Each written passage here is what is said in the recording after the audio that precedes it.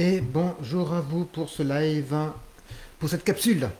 Ce live capsule du jeudi 13h. Et aujourd'hui, le thème, la dépendance affective. Ok, allez, j'attends un peu que ça se connecte. Quelques secondes. Hop, connecte aussi là. Donc voilà, ce thème, vous l'avez pas mal demandé. Là dans les commentaires. Alors je voulais faire peut-être une masterclass dessus parce que il y a quand même pas mal de choses. Et puis j'allais faire un live déjà pour amener quelques points rapidement. Ok, j'attends encore un petit peu. Ça va arriver. Dépendance affective aujourd'hui, on entend, ouais, j'entends beaucoup ce terme là en séance, enfin beaucoup, régulièrement on va dire.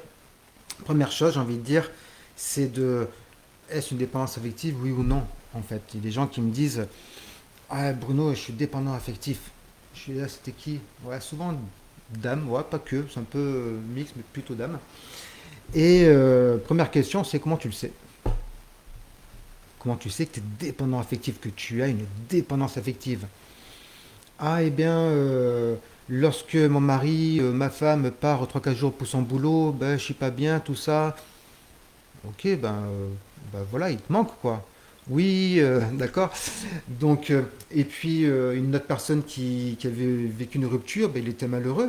Et je suis, tu vois, Bruno, je suis dépendant affectif parce que ma copine m'a laissé tomber, je suis malheureux. Non, tu es amoureux. Ce n'est pas pareil.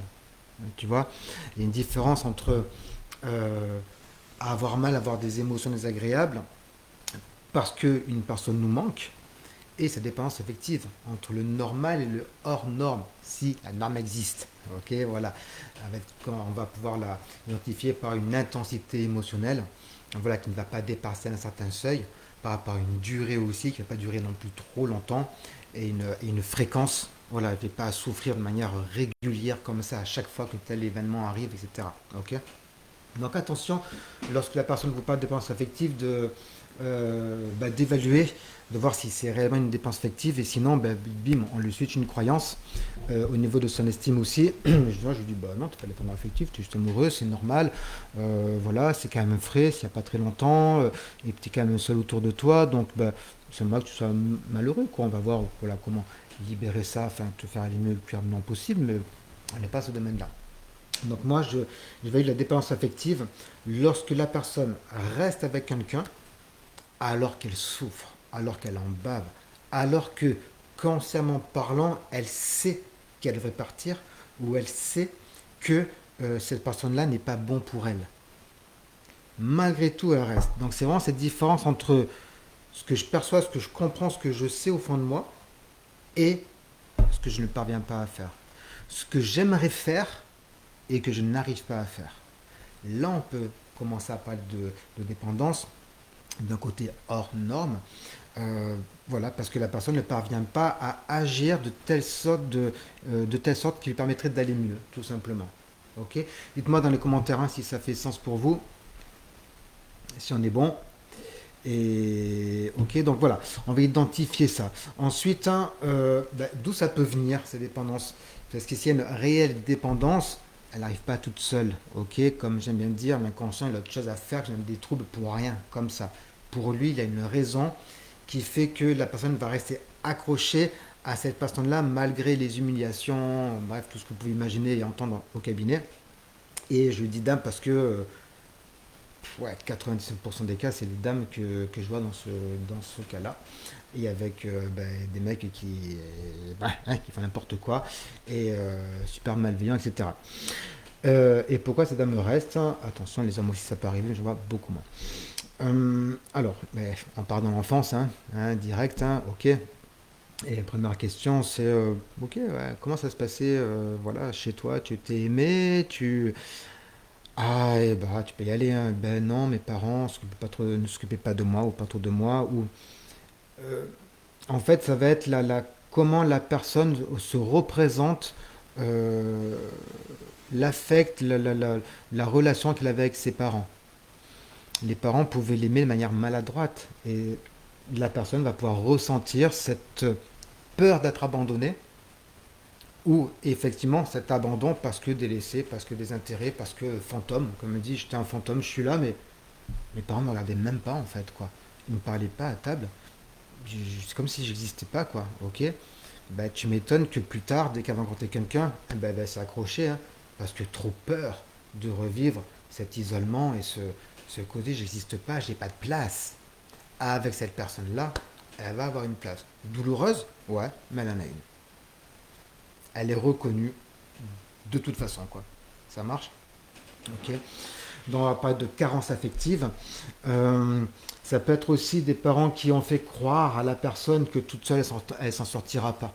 Mais de toute façon, toi, vivement que tu te maries vite, hein, parce que, dis donc, toute seule, tu feras rien de ta vie, hein. Tu finiras ceci, tu finiras cela, hein. Donc, et puis, de toute façon, donc, voilà, comme son inconscient avait ancré que être seul était dangereux, ben, donc, t'inquiète que la première personne qui va pouvoir être avec, eh ben, elle va la prendre, elle va pas le lâcher. Parce que si elle lâche, son inconscient dit non, lâche pas, souviens-toi. Être seul égale danger, égale défaite, etc., etc. Bref, donc elle va rester collée. Et dès qu'elle va s'en décoller, oh non, pas pouvoir, parce que danger. Donc elle revient. Avec la culpabilité de ne pas y arriver, avec l'humiliation que la personne là va lui faire vivre. Donc une estime d'elle-même qui elle va creuser son trou, et puis moins d'estime, moins elle va partir. Plus l'homme en général crée le vide autour, et lui-même continue le process qu'ont commencé ses parents. Mais de toute façon, tout seul, tu n'y arriveras pas. Regarde, tes copains ne t'appellent plus. Enfin, vous connaissez le système si vous avez rencontré des personnes comme ça qui vous témoignent de ce qu'elles peuvent vivre. Et ok, pour ça, voilà, finira seul, croyance que ça ne t'arrivera pas. Donc voilà, ou personne ne voudra de toi, le danger que personne ne voudra de toi, donc il faut qu'elle trouve quelqu'un, ou attention parce que ça ne t'arrivera pas, donc il faut qu'elle trouve quelqu'un, ou carence affective, un manque, un vide, et qu'elle va pouvoir combler grâce à la présence de quelqu'un. Liste non exhaustive, si vous avez d'autres aussi, vous pouvez me le communiquer dans les commentaires. Voilà, je vois. Faites-moi un petit like quand même, là, un petit coucou. Faites-moi un petit coucou. Dites-moi si vous êtes en live ou en replay. Et que je me sente un peu moins seul. Allez, un petit coucou chacun, s'il vous plaît. Comme ça, on est ensemble. Et puis je me sens moins seul.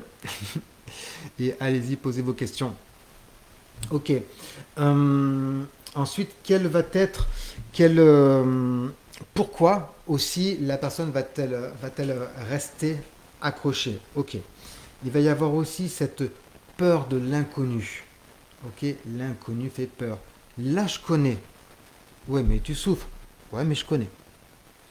Le cerveau, la- souvent, enfin dans ces cas-là en tout cas, préfère une situation connue, douloureuse, cette fameuse zone de confort qui porte mal son nom, zone d'habitude, zone de connaissance, zone de contrôle, ok, plutôt que l'inconnu. Surtout si l'inconnu est assimilé avec une peur de l'échec, avec du vide, avec une sensation de vide à l'intérieur comme elle a pu vivre quand elle était enfant ou à l'adolescence. Ça peut être aussi une rupture aussi, l'adolescence ou quoi, où il y avait une rupture et puis bam, ça fait ressurgir, comme je dis, ça appuie sur le bouton rouge ouais, ça marche, j'arrive là déjà, euh, de l'abandon, des choses comme ça, cette peur, on va être dans le domaine de la peur de toute façon. Ok, il y a les raisons pour lesquelles je reste accroché, mais je bosse pas trop sur ça moi. Je bosse surtout sur les résistances à s'en décrocher. Les peurs d'être seul, la peur de l'inconnu, la peur de revivre cet abandon, la peur de ne pas pouvoir m'en sortir, la peur de ne pas retrouver quelqu'un, etc. Le conflit familial, la peur d'être déloyal par rapport à sa famille, parce qu'on ne divorce pas, on ne se sépare pas, etc. Regarde, nous avec ton père, on est restés ensemble toute notre vie et tu nous décevrais beaucoup si tu te séparais. C'est bon, la liste peut être longue, hein. Vous voyez? Oui, Nadège, tout à fait, tu as raison. La personne trop protégée étant petite, ça marche, exact. Voilà, qui était surprotégée, on va dire, et qui n'a pas appris à faire seule. Non, mais t'inquiète, on va le faire. Tu vas pas y aller, je t'accompagne, bouge pas. Non, non, non, non, c'est trop dangereux à 12 ans d'aller chercher de la baguette de pain tout seul. Donc, ben, la personne n'a pas, euh, ne s'est pas programmée euh, pour pouvoir faire seul. C'est-à-dire faire seul pour le cerveau, il n'a pas connu, donc danger. Donc ne fais pas seul, reste accroché. Parce que seul, pour moi, je ne connais pas, je ne l'ai pas identifié, c'est du danger. Donc je ne vais pas te laisser faire. dans le domaine de la peur. Et ouais, ouais, tout à fait, on le retrouve voilà, chez ces personnes-là. Et souvent, je vois des parents, ouais, ils ont un enfant peut-être décédé, une fausse couche ou quoi, ou un enfant prématuré ou malade, et puis ils vont le surprotéger par amour, hein, par peur, etc. Mais l'enfant, lui, ben, voilà, ça va lui amener quelques difficultés, une autre genre de difficultés, pas tous, pas tout le temps, etc. Hein, c'est bon, je vais pas répéter à chaque fois. Mais on va être dans ce domaine-là. Et hop, ouais, salut Louise. Hop, hein, je regarde un peu mes notes là. Ok. Voilà, et puis j'aime bien demander aux gens qu'est-ce que représente l'autre. Qu'est-ce qui représente. Tu es pas amoureuse de Jean-Claude. Tu n'es pas accroché à Jean-Claude. Par contre, tu es accroché par ce qu'il représente. La sécurité, ok, le non-changement, la stabilité. Tu vois ce que je veux dire? Voilà, la, la sensation d'appartenir, d'être reconnu, d'avoir une place, etc. Toutes ces choses-là, là. Et ça, tu peux y aller, hein, 9 fois sur 10 passer, problème de place, hein, etc. Enfin, tout ce qu'on a vu avant. Et voilà. Ça va pour vous, dites-moi dans les commentaires, hein. Allez, une petite dizaine là, des coucous. Et voilà, comme Nadège, dites-moi un peu si vous avez des objections ou si vous pensez à quelque chose. Une situation concrète que vous avez pu vivre en séance, par exemple, un désaccord sinon. Donc là, stratégie. Stratégie, on va être dans, comme d'hab, hein, je ne veux pas traiter le symptôme bourriné sur allez, allez, tu vas le quitter, mais si la peur et tout ça, ça ne marchera pas. Si son inconscient estime qu'être seul, quitter tout ce qu'on a vu avant est dangereux, suffisamment en tout cas pour protéger depuis des années, pour prendre des coups, se faire insulter, se faire humilier, se faire isoler, tout ça, si elle vit ça et qu'il n'arrive pas à partir, c'est qu'il y a une raison. Ok. Et cette raison va être dans le grand domaine des traumas. Les traumas complexes s'appellent goutte à goutte. Et deuil d'un de ses parents, oui aussi. J'ai peut-être besoin d'un peu plus d'explications, mais si un de ses parents est décédé, ouais, peut-être que la personne, l'homme ou quoi, va pouvoir représenter symboliquement cette personne partie et va peut-être rester accroché parce que un symbole de sécurité, d'affect a disparu. Et mon Dieu, ah voilà, je peux en trouver un autre qui vient compenser ce vide, cette peine et toutes les émotions en enfilade là qu'il peut y avoir par rapport à ce deuil. Confère masterclass sur le deuil. Et voilà, tu me dis, Charline, si c'était bien le sens de ta remarque, de ta question. Donc, bah, on y va. Et c'est toujours les mêmes, les traumas. Ok, eh ben oui, quand j'étais enfant, mes parents m'ont laissé, me disaient que j'étais nul, que j'arriverais pas, ceci, cela, ne s'occupaient pas de moi, je devais passer tous mes dimanches enfermé dans la chambre, mes parents me disaient qu'ils ne m'aimaient pas, ou que c'était de ma faute, ils se disent, voilà, tout ce qu'on peut imaginer, enfin voilà, la liste est longue, longue, longue. Bref, allez gratter de ce côté-là, et vous trouverez direct, hein, voilà, c'est assez classique. Les traumas, il n'y en a pas 10 000, hein.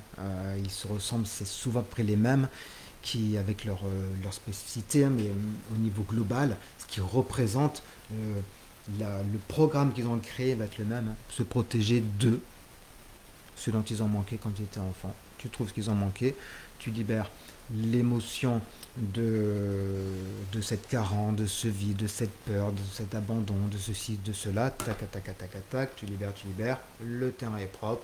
Maintenant, tu peux commencer à bosser la peur de l'inconnu, ah oui, la culpabilité aussi, hein, super facteur aussi pour éviter de partir, parce que l'homme en général va bien mettre le doigt dessus, et, mon Dieu, tu vas me laisser toute seule, sans toi je ne ferai rien, oui, mais tu sais, si des fois je m'énerve et que je te parle mal, c'est toi, c'est parce que tu... Et donc cette culpabilité qui arrive, mais c'est... des fois quand j'écoute les gens, j'ai presque honte d'être un homme, hein. Et, et ça, je vais pas travailler sur le symptôme direct, ça, enfin, ça n'a pas de sens. De toute façon, moi, mes structures sont comme ça, hein, en terrain propre, quoi. On explique aussi tout ce qui se passe. Et ensuite, on travaille aussi pour sécuriser aussi un petit peu le mental, sécuriser qu'est-ce que tu feras, où tu iras, tout ça, tac, tac, tac. Et hop, on libère les émotions de partir, de quitter, de lâcher. Et on va avoir la culpabilité, la peur de l'inconnu, la peur de l'avenir, libérer les émotions de dégoût, de mésestime qu'elle a d'elle. Gros ménage à faire émotionnel. Et bizarrement, après, alors là, si tu dis à ton gars que ça a pu durer comme ça, tac, tac, tac, tac, ouais, c'est ok. Hop, elle va tendre une première perche, dire un premier truc, confiance en soi, ok. Un deuxième, on libère. Et puis c'est après, comme je dis dans ma vie, je crois qu'il y a pas mal de mecs qui me recherchent aussi, pouvaient me dire deux mots. Parce que ouais, j'ai permis à pas mal de femmes de se libérer hein, de ces hommes tarbés, hein, enfin tarés, enfin malveillants au possible. Et j'en suis très content. Et parfois je les retrouve même, on se croise en ville ou même sur Facebook. Et voilà, j'aime beaucoup travailler avec ce profil-là parce qu'il y a de l'injustice encore. On vous a vu ma sensibilité par rapport à l'injustice, par rapport au trauma. Et c'est pas juste parce que bah, les personnes souffrent, n'arrivent pas à faire autrement, savent qu'elles devraient, n'y arrivent pas. Et c'est pas juste parce que c'est issu de choses vécues dans l'enfance ou alors peut-être plus tard par rapport à des ruptures, des abandons, des choses comme ça. Mais c'est pas juste, tout simplement. Ok. Et il y a toute une vie qui arrive derrière à profiter. Et voilà ce que je voulais vous dire par rapport à ce thème-là, qu'on peut approfondir. Chaque élément que, que j'ai évoqué, on peut le gratter, on peut le gratter. Dites-moi dans les commentaires, peur de l'abandon, de la perte, Charline, ouais, ouais, carrément. Alors là, on est à fond là-dedans. C'est ça, ouais, ouais, peur de l'abandon, de la perte. Donc je préfère rester, ça pique, ça gratte, ça fait mal. Mais si je lâche, mon inconscient euh, va m'amener le souvenir de cet abandon que j'ai vécu. Donc ça va faire lien, en fait, tout est lié. Donc va croire que je vais ressouffrir comme j'ai pu vivre dans le passé. Donc son rôle de me protéger dans le présent d'un danger vécu, d'une souffrance vécue dans le passé, ben donc va m'empêcher de le faire.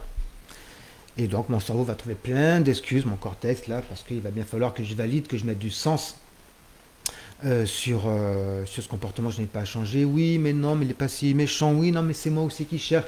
Non, mais ça va passer. Non, mais j'attends de. On peut avoir une liste longue comme ça de prétextes, d'excuses, mais bon, la personne en le disant, de toute façon, elle le sait. En le disant, elle sait qu'elle se ment. Et voilà, mais en général, s'ils viennent nous voir, bah, c'est qu'ils savent hein, et qu'ils veulent arrêter ça et passer à la suite. Comment toi tu libères l'émotion ouais, bah alors là, je ne sais pas t'expliquer dans un petit live comment je libère l'émotion, c'est la clé. Voilà, ça j'en parle, bah, je t'en parlerai, je te le dirai là si tu veux qu'on en discute. Si vous voulez savoir comment concrètement parlant je libère ces émotions à la structure des séances, ben, voilà, vous me contactez tout simplement, on prend un petit moment. Voilà Nadège, Souria, un mélange d'un sentiment d'insécurité, la peur d'être abandonné, d'être rejeté et humiliation subie. Voilà, c'est un petit mythe de tout ça. Le statut de victime qui pourrit la vie. Ouais, voilà, en plus, ouais, tu peux ramener cette notion-là aussi, avec toujours ce triangle de Karpman, plus ou moins, hein, ok. Et je suis victime, hein, c'est mon bourreau. Pour peu que j'ai été victime toute mon enfance, que j'ai une certaine forme de reconnaissance de place par rapport à ça, ben, si demain je ne suis plus ça, qui je vais être, je vais être plutôt reconnu. Donc, mon cerveau, mon inconscient va créer les conditions pour que je continue à me maintenir cette place de victime pour euh, ben, créer cette sécurité, ce que je connais tout simplement, quoi, là où j'étais reconnu, là où j'existe, tout simplement. Voilà, pas tout le monde, hein, tout ça. Mais ouais, ouais, ça marche. Statut de victime qui pour la vie, ouais, problématique d'attachement à la base, voilà, dans toute cette notion d'attachement. Je ne suis pas parti là-dedans, hein, dans cette notion d'attachement, parce qu'il y a des livres entiers qui ont été écrits, ce serait long. On ne rajoute pas vraiment du pratico-pratique, voilà, sur la science. On va dans ces notions-là, bien évidemment, tout à fait. Soraya. Allez, autre chose. Dites-moi un peu. Si vous voulez, au fait, je viens juste de finir en live avec psychologue.net sur l'angoisse pendant les fêtes. Voilà, vous pouvez le retrouver en tapant psychologue.net en général, mais sur les podcasts, là, je crois que ça y était pas. Voilà, vous trouverez ce live-là. Je l'ai fait à midi. Voilà, angoisse pendant les fêtes, pourquoi, d'où ça vient, comment faire, etc. Donc, ça, c'était pour les particuliers. Dites-moi si vous avez autre chose par rapport à ça au niveau de la stratégie. Je vous ai montré quoi faire, comment faire, d'où ça pouvait venir, où agir. L'expliquer à la personne pour lui montrer que bah, c'est pas sa faute. Hein, voilà, si elle pouvait faire autrement, elle le ferait. Déjà de base, point. Et voilà. Dites-moi une fois, deux fois, trois fois. Ok, je vous rappelle qu'il y a des belles promos là et des bonus là pour le programme clé là jusqu'à la fin du mois. Contactez-moi et puis on voit si ce programme est fait pour vous, s'il peut résoudre vos problèmes, ce que vous voulez obtenir. On fait un petit point, on voit un peu où vous en êtes, où vous voulez être. Et puis ça ne correspond pas, de toute façon, je vous guiderai, je vous coacherai pour vous aider de toute façon. Je vous souhaite une bonne après-midi, de belles fêtes. Et à très bientôt sur le groupe. On continue à discuter. Un petit pouce en l'air, ça fait toujours plaisir. Et à très bientôt. Ciao, ciao tout le monde.